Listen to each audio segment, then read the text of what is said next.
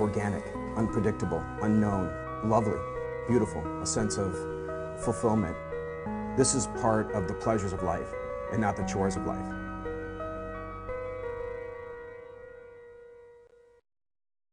Coming up on Daily Iowan TV, beating the deadline, what federal forms you'll need to fill out if you're a student. Find out next. And find out how an important vote happening tonight could change how diversity is viewed on the University of Iowa campus. And it may be chilly outside, but the Iowa baseball team is ready to fly south. Find out more in sports. All this coming your way next. You're watching Daily Iowan TV.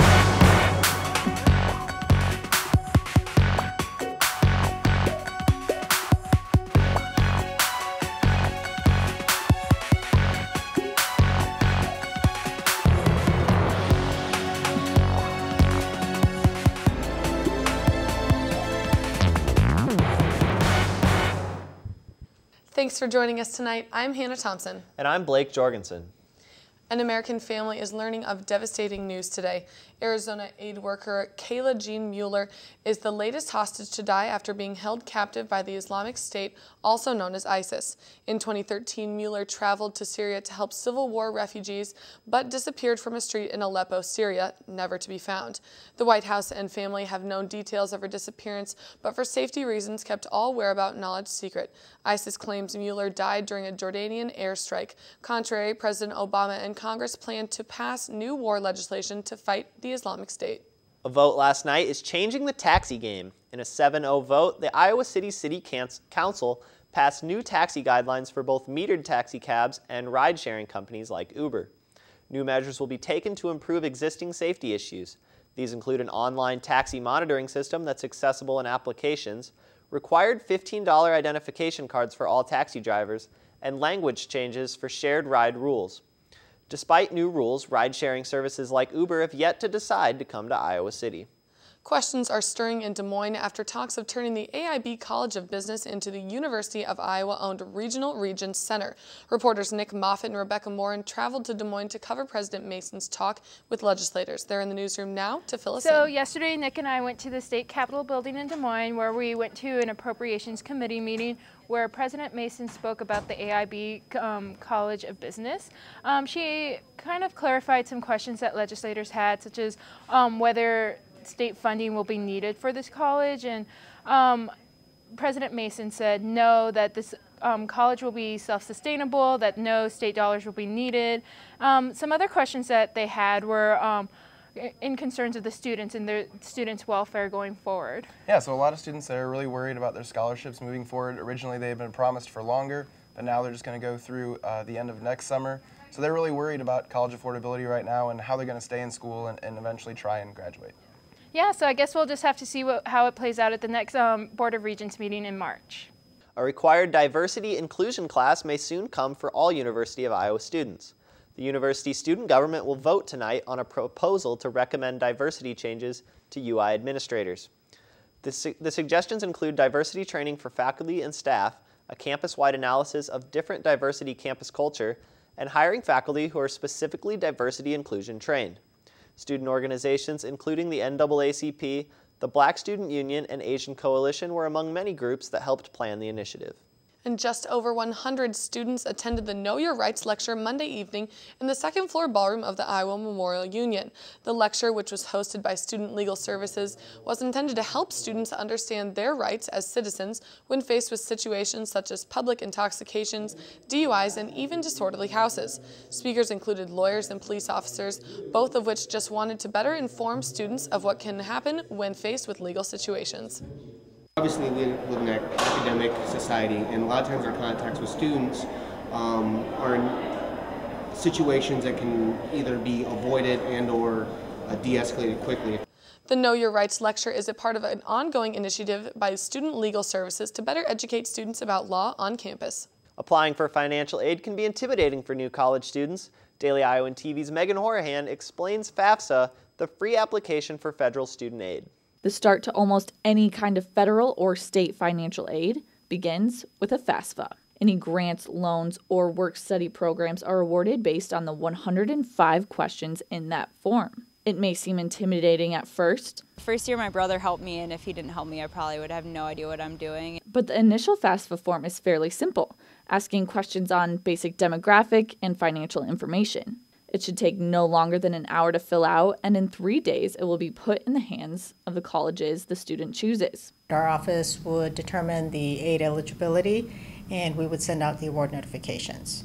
I know it sounds very simple, but it is a little bit more complex. Students may also have to go through the verification process, and this tends to be where students get confused. There's about 3 other forms you have to fill out, and people don't usually tell you that, so you have to wait till all of these other forms go through until they decide if you get financial aid or if you're approved or if you need more. From there, the college decides a financial aid package based on eligibility and need. Even with some hoops to jump through, the FAFSA has its advantages. If I didn't have FAFSA, I wouldn't be able to go here. Students were cleared to start filling out the form for the 2015-2016 school year on January 2nd. This was Megan Horhan reporting for Daily Iowan TV. University financial aid is first come, first serve. And stay with us and find out how one competition is creating a more recycle-friendly environment on campus. And in sports, the latest in Iowa Hawkeye basketball. The Hawkeye basketball team is on a roll, and going to games in Carver, a good way to get out of the cold. Absolutely. I love going to the sporting events inside this time of year. It's way better than being outside. Let's toss things over to Megan Cobble, who's standing by in the weather studio. Megan? Well, guys, after a cold, windy day like today, we can expect to see the same trend tomorrow. We will start off with a morning with a temperature 31 degrees and mostly cloudy skies. Those clouds are going to stay put as we head into the afternoon with a temperature of 29 degrees. Tomorrow night, the temperature is going to drop a little lower to 22 degrees. For the rest of this weekend, you can expect a super cold day on Thursday with a high of a mere 13 degrees. Friday, we will have a high of 30 degrees. For Valentine's Day this coming Saturday, you can expect another cold day with only 7 degrees for a high. That's all I have in the weather studio. Back to you two at the desk. Thanks, Megan. A New York City police officer was indicted today by a grand jury after a shooting last year in Brooklyn. 28-year-old Akai Gurley was shot and killed in a public housing building stairway back in November, and now the officer who shot him, Peter Liang, will surrender his police badge tomorrow. The grand jury hasn't mentioned what the next step will be, and the charge is unknown. The nickname The Big Apple might not just refer to New York City anymore. That's because the technology company Apple is making history today by becoming the world's first $700 billion company. Apple's shares are over $121 now, and analysts project them to be over $130 in 18 months. That would make Apple a $760 billion company. The University of Iowa campus is going green. Daily Iowan TV's Mary Caldwell gives us an inside look on a competition everyone can be a part of. Reduce, reuse, and recycle. This is the philosophy on campus as the university heads into the annual Recyclemania competition. Recyclemania is a nationwide competition that over 400 colleges and universities participate in to increase recycling and reduce waste. At the end of each week, every organization reports weights of the trash and compost they have accumulated over the week. Sustainability Coordinator Eric Holtas says Iowa can benefit from winning this competition. We really want to be a school that's known for how good we do in sustainability and particularly recycling, so I want people to be excited about it. Last year, the university finished second in the Big Ten, trailing just behind Purdue, and Recyclemania coordinators are holding events all around campus to try and steal the first place title. So the next time you're walking to class, try throwing away your can, cup, or whatever into one of these bins. It could be the difference between first and second place. Reporting from the University of Iowa, this is Mary Caldwell for Daily Iowan TV. You know, talking about throwing things in the recycling bucket, you know who else can throw it in the bucket? Iowa women's basketball team. That's right, Blake. The squad is one of the top squads in the country right now, and Lisa Bluter talked with the media today, and our sports staff was there. Let's send it over to Laura Belanda and Taylor Bartz in the sports studio. Ladies? Thanks, guys. A lot to get to. We start tonight with Iowa baseball. One Hawkeye baseball player has some pretty big shoes to fill after getting a shot at a new position. I found out how he plans to step it up. The Hawkeye baseball team has high hopes heading into the start of their season. With 30 wins last season and a berth and win in the 2014 Big Ten tournament, the Hawks have some big shoes to fill and are ready for the challenge. One man in particular seems to have all eyes on him. Junior Nick Rossetti has possibly some of the biggest shoes to fill this season as he takes his spot at shortstop, replacing Jake Yasinich. Yasinich ended his career as a Hawkeye after being drafted in the 8th round of the 2014 Major League Baseball draft. Rossetti's teammates have no doubt that he will be able to step up and make things happen. You know, Nick Rossetti will step up in his spot. He's played before. He knows how to do the role. I think he'll do a great job there at shortstop. And I feel like that we have people that can step up in big situations. This isn't Rossetti's first time playing shortstop, and he says it's right where he wants to be. Shortstop, I've been playing that my whole life, going around position, playing there a little freshman year. But yeah, I think shortstop's the spot where I want to be. Even though Rossetti does have some experience, he felt fortunate to have Yasinich there to give him some support in his new role on the team. Yeah, he's just been, giving me little tips, fundamentally, mentally be strong, just continue on doing what I'm doing. He has faith in me, so that's a really big confidence booster for me. Just continue what I'm doing. Coach Heller says that with Rossetti stepping in, he doesn't think there will be much difference defensively. I think the thing that you will see out of Rossetti defensively, we're not going to miss a hole. I mean, Jake was outstanding, as good as he gets, but Nick is really fast. He's tall. He's a taller shortstop, rangy. Arm is even a little stronger than Jake's. I mean, he's really throwing well across the infield. I'm excited for Nick. I know that with him knowing he's the guy, he's a different guy. Taylor Bartz, Daily Iowan, TV Sports. The Hawkeyes open up their 2015 season in Port Charlotte, Florida on Friday. The first time Iowa and Nebraska squared off this season, it was an overtime thriller in Carver Hawkeye Arena. The Hawkeyes now travel to Lincoln, Nebraska to take on the number 22 ranked Cornhuskers. Well, especially a team, that's right behind us in the standings. If you tie, you want to have that. But, it's really more importantly for us right now is the confidence that we can beat Nebraska again, and just going in there and feeling good about ourselves and coming out with that sweep. That's what everybody wants. And plus, we're 6th in the RPI right now. We want to stay up there. We want to be a team that is talked about in those top 16 seeds.